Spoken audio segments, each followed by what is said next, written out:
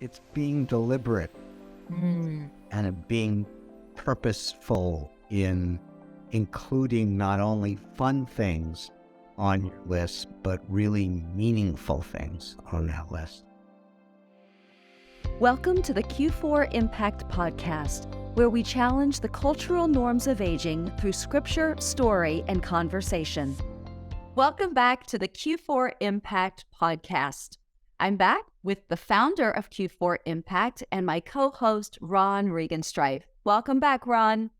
Good to be here. Let's go after it. Let's do it. I know at one point, just in talking about what this topic would be, we thought, it might be a little lighter of a topic compared to the decision making that we discussed over the last 2 episodes. But in reality, it has a little bit of weight. Why don't you introduce today's topic for us? Well, I have to introduce Jack Nicholson. He should want an introduction. Yeah, he probably doesn't need. He really, you think about this movie, kind of coined that concept of bucket list. I was wondering if for this session, I was trying to think of how do we change the name, maybe to priority list or goal list or dream list or love list or something, but I couldn't settle on anything. So bucket list is our topic. And you're right, that term from the movie, if you can believe, all the way back in 2007, I think is when it first came out. It is so common now. My son and I actually use the term to capture all of the fun adventures we want to do every summer. So we make our summer bucket list. But I know for the movie, for those that may not be familiar, the connotation had to do with things that people would want to experience before the end of their lives. And it really focused on the external activities or experiences.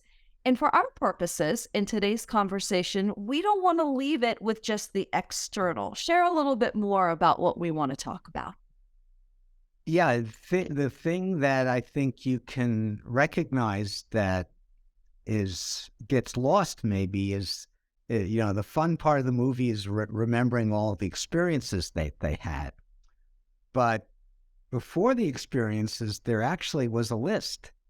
And if the list hadn't been made, then chances are a few of those experiences would have been left out. And of course, it's easy for me to say because I'm a list guy. I'm just always making lists. But it's a healthy thing to do. And it's a part of planning. It's a part of the verse of scripture in Psalm to teach us to number our days, that we may apply our hearts to wisdom. And that's kind of, to me, it's similar to, making a list, taking inventory, taking account of how long life is and where we are in the course of our lives. And so, to think about what are the things that you really want to do before it's too late to do them. And the movie was great because some of those activities, you're like, boy, these guys had to get that done pretty quickly because there wasn't a lot of time left. And in some ways, for those of us in our fourth quarter, you could say the same thing. There are things I want to do with my sons, with my grandchildren, with my wife, that if I don't get going, it could be that I might not be well enough to do some of those things. So it's why I encourage people to make a list and to take some time to recognize where they are in life and to be realistic about your age and your capability, the likelihood of, I did a long bike ride last year. I don't think I'd be on that ride, when I'm 90 years old. So I hope I could do something like that into my 80s, but no guarantees. So if I want to do that, the sooner the better. So I'm I curious, is it on your list for another ride anytime soon? Oh, yes, at least one more, and I'd love to do a longer one. You know, it just making a list or a bucket list or whatever you wanna call it, Mhm. it just gives you more stimulation, motivation to get it done, to just make it happen. Do it. Just do it. It So does. I think what I took away from your comments is that numbering our days and really identifying the stage we're in. And what came to my mind is it's not just for ourselves. I think there also is benefit to having an other's perspective. And what I mean by that is I have had friends with parents in their fourth quarter, and they don't really like to contemplate their passing. And so I get that on one hand because it's heavy and it can be sorrowful to consider the loss of a much loved parent. But I think there's a positive benefit to really facing that reality and numbering the days. And I know I've mentioned my own mother on this podcast before, but I recognize that at 88 years of age, I do not have as many years left with her as I once did. And so by numbering her days, if you will, or identifying that stage of life, I am able to be more intentional in the way that I now approach our relationship.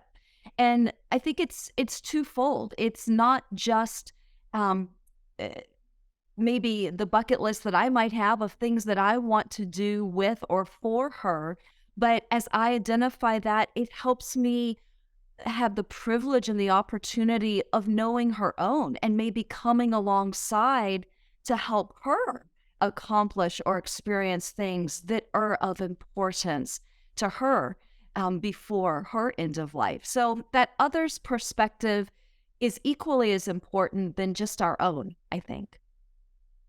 and when folks typically hear the word bucket list, I think the tendency is, okay, what are the, fun things I wanna do? And, yeah, that's part of the list, but it's not the whole list. By numbering our days, and maybe we use grandchildren as a good example, I'm guessing that many of you think your grandchildren are equally as special as mine. And so, if they are, then you say, well, boy, at this age, what am I going to be able to see? What's the likelihood of witnessing, their wedding, or they're having children, having great grandchildren? And so, there's no promises for some of those. So when I think of my grandchildren, I say, okay, then I better do something soon that could just become a memory, become an experience together, become something that she'll remember me by. In a few weeks, I'm going to be driving up to where my oldest granddaughter is and driving her to the airport and then flying with her to Atlanta from Northern California, just the two of us. And I am so looking forward, and believing that's going to be a special thing that one day she'll talk about, her and her poppy when I came up to pick her up and take her back to Georgia. So it's being deliberate Mm. and being purposeful in including not only fun things on your list, but really meaningful things on that list. Yes. And sometimes those things are external or they are experiences, but not always. Um, Sometimes they are that relational aspect, like you're talking about. Yeah, and relational, that on that particular instance, that's a positive thing. And Mhm. people would immediately react, "Oh, what a wonderful thing to do." But what if the list included reaching out to someone that you had been separated from Mhm. because of some misunderstanding or some circumstance that someone did something they shouldn't have done?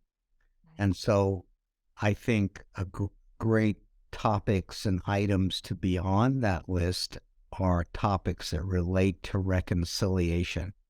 Mm. I love that word. I think that is such a Jesus word. I mean, it is a New Testament, like we have been given the ministry of reconciliation.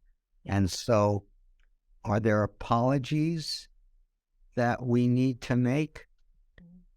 You know, Susan, I think of almost always, if not always, there's very few breaking relationships where someone is 100% innocent and the other person is 100% guilty. And so even if it's 90-10 or 95-5, maybe God would have you own that 5 or that 10 of, going to that person and apologizing or making some form of restitution of something, or just dealing with forgiveness of saying, Lord, help me to have forgiveness towards this person. And how can I do that, especially when there's hurt involved? And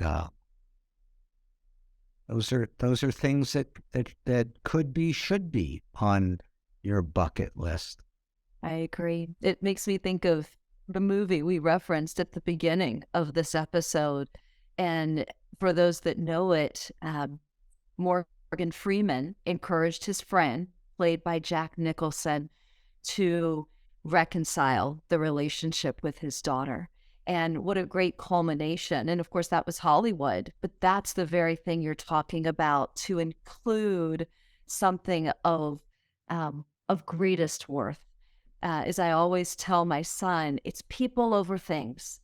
And do we have that same mentality when it comes to creating a list? Is it all about just doing or experiencing, or are there people things that have infinite value? Of course, we both know the answer to that. The We people, do indeed. yeah, We do are indeed. Yeah.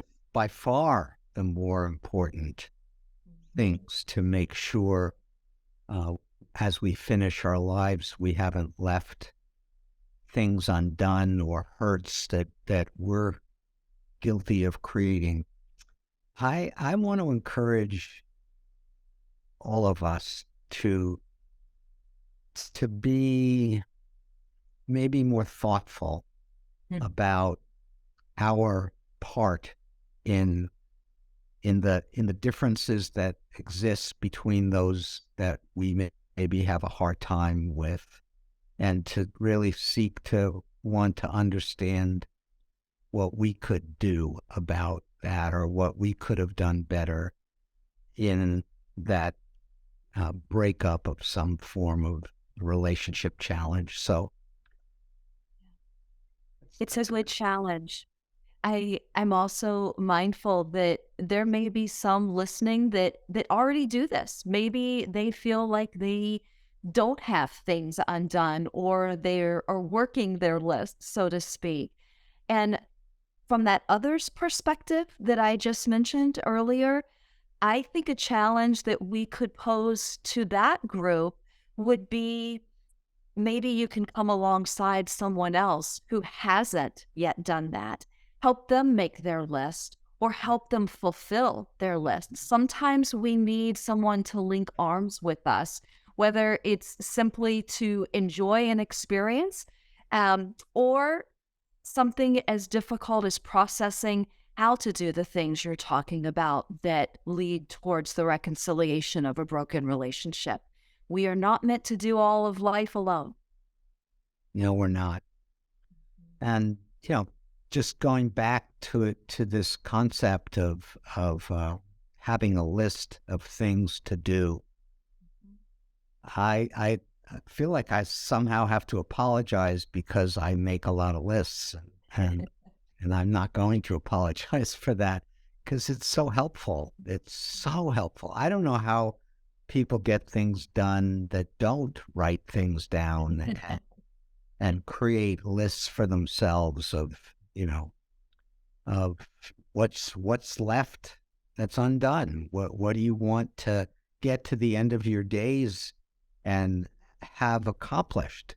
Well, you want to identify the best parts of life and make sure you're giving as much energy as you can to those positive things in life.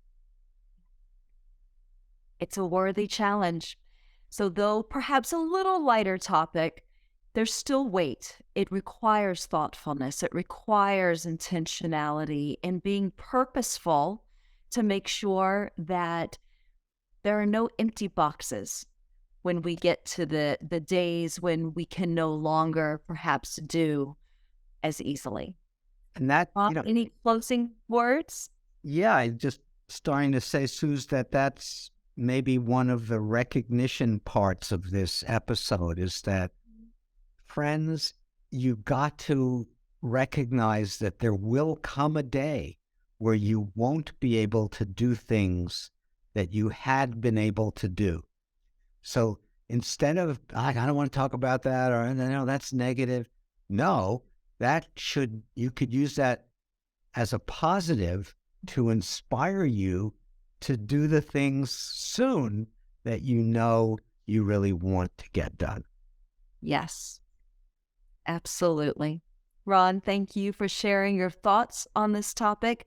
We hope you have been inspired to make a bucket list if you don't have one, or a love list or dream list or hope list, whatever you may want to call it, and get busy today while we still have today in which to do it.